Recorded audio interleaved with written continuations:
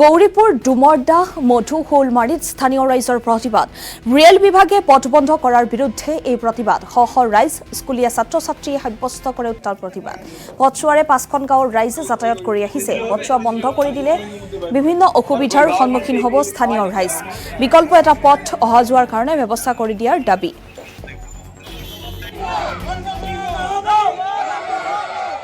আজি আমাৰ গেটটো বন্ধ কৰিব আহিছে এই ৰেল গেট ইয়াৰ মানে ৰাস্তা এটা আছে আমাৰ গেট নাই বন্ধ কৰিব আহিছে কিন্তু আমি ইফালে আমাৰ ৪-৫খন গাঁও আছে এইফালে ৪-৫খন গাঁও আছে স্কুল আছে হস্পিটেলৰ মানে কি সাব চেণ্টাৰ আছে তাৰপিছত মানে আমাৰ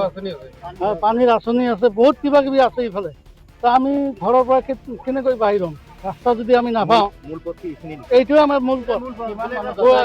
মানে গোটেই দিনে কম পক্ষে হ'লেও ১০,০০০ মানুহ ইয়াৰ ওপৰতে অহা যোৱা কৰে ফেমিলি কমেলে ১৫০ মান হ'ব এখন গাঁৱত এটা গাঁৱতে ১৫০ মান ৪-৫খন গাঁও